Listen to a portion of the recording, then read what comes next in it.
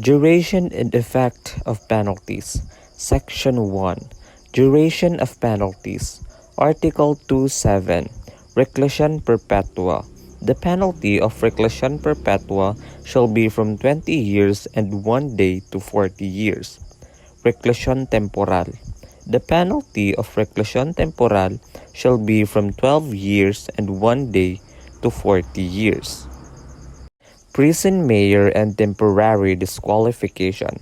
The duration of the penalties of prison mayor and temporary disqualification shall be from 6 years and 1 day to 12 years, except when the penalty of disqualification is imposed as an accessory penalty, in which case its duration shall be that of the principal penalty.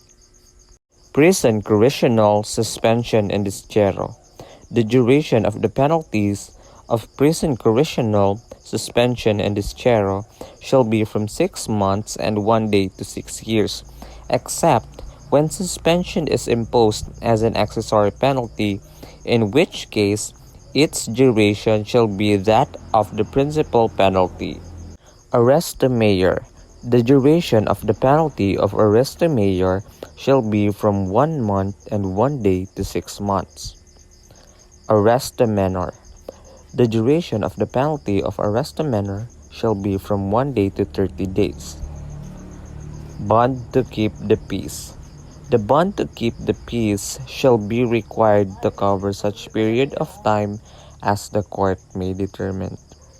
Article 28. Computation of penalties. If the offender shall be in prison, the term of the duration of the temporary penalties shall be computed from the day on which the judgment of conviction shall have become final.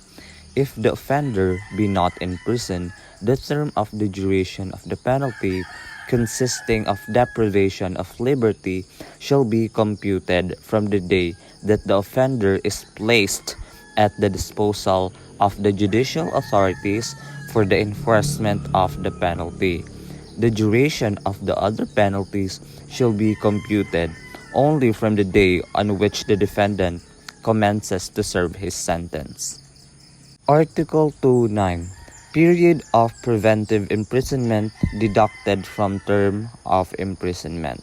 Offenders or accused who have undergone preventive imprisonment shall be credited in the service of their sentence consisting of deprivation of liberty, with the full time during which they have undergone preventive imprisonment.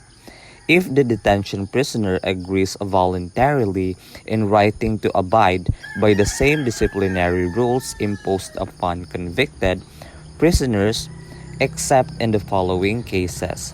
Number 1, when they are recidivist or have been convicted previously twice or more times of any crime.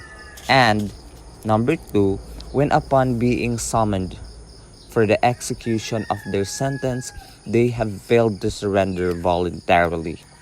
If the detention prisoner does not agree to abide by the same disciplinary rules imposed upon convicted prisoners, he shall be credited in the service of his sentence with 4/5 of the time during which he has undergone preventive imprisonment.